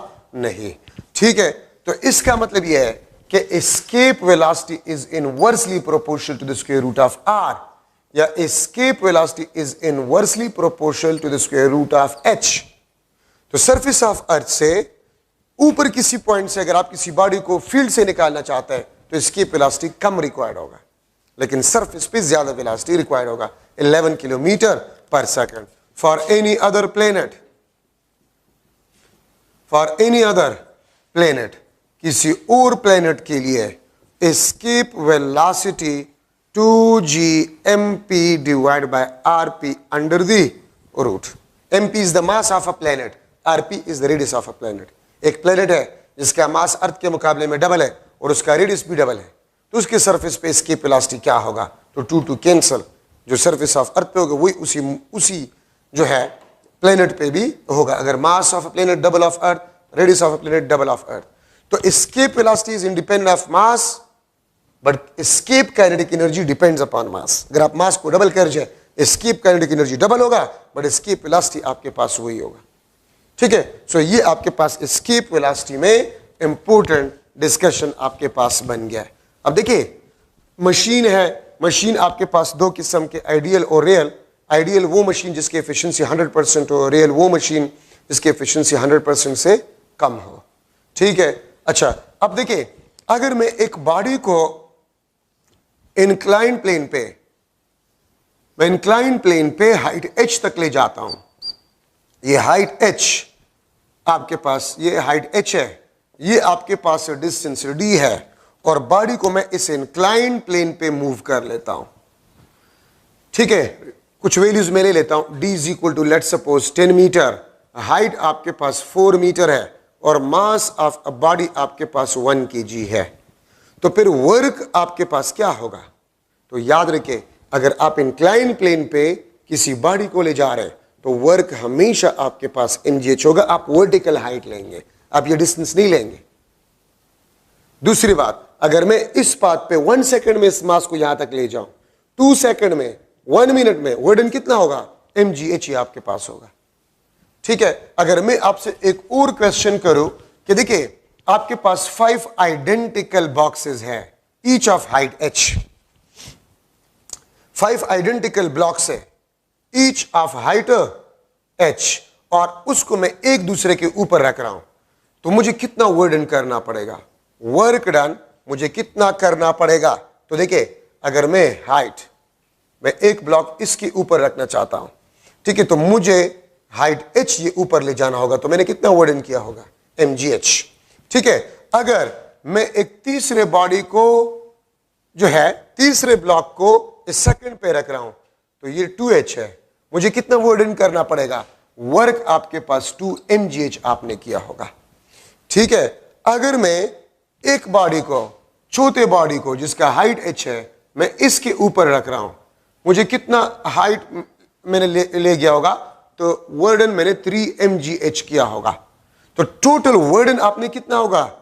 तो mgh plus 2 mgh plus 3 mgh, तो आपके पास 6 mgh वर्क डन आपने करना होगा। इसका तरीका मैं आपको ये बता रहा हूं। देखिए ये ब्लॉक है, इसके ऊपर मैं एक दूसरा ब्लॉक रख रहा हूं, तो उस ब्लॉक को मैं उठाऊंगा। फॉर एग्जांपल आप ये कंसीडर करें ये ब्लॉक है, तो उसको मैं उठाऊंगा h हाइट, इसके ऊपर रखूंगा, तो मैंने इस पे mgh वर्क डन किया। लेट्स सपोज ये 2h हाइट है, तीसरे बाड़े को, लेट्स सपोज तीसरे मास को मैंने इसके ऊपर रखा, तो मैंने 2 mgh वर्क इस पे किया होगा। अगर इसके ऊपर मैं एक बॉक्स रख रहा हूं, तो 3h हाइट तक मैं इसको ले जा रहा हूं, तो 3 mgh मैंने वर्क डन किया होगा। तो 4 आइडेंटिकल ब्लॉक्स है, ईच ऑफ हाइट h, और उसको मैं एक दूसरे के ऊपर रख रहा हूं, तो what work I will done. ठीक है, तो आपके पास टोटल वर्क डन 6 mgh आप लोगों ने किया होगा। लास्ट टॉपिक आपके इस चैप्टर का रिन्यूएबल और नॉन रिन्यूएबल एनर्जी रिसोर्सेज है, वो मैं इसमें नहीं पढ़ाता, आसान है, वो आप खुद देख ले। Renewable energy resources, solar energy, wind energy, tidal energy, hydel energy, ठीक है, ये रिन्यूएबल एनर्जी रिसोर्सेज है। और non renewable fossil fuels, petrol, diesel वगैरह वगैरह, ठीक है, ये आपके पास जो है नॉन रिन्यूएबल एनर्जी रिसोर्सेज है। ठीक है, तो आपका 4 चैप्टर खत्म हो गया इंशाल्लाह। जितने भी इंपॉर्टेंट पॉइंट्स थे वो मैंने आपको बता दिए। इंशाल्लाह नेक्स्ट लेक्चर में मैं चैप्टर नंबर 5 शुरू करूंगा, रोटेशनल डायनामिक्स, तो आप एक नज़र उसको ज़रूर पढ़ें। Thank you so much.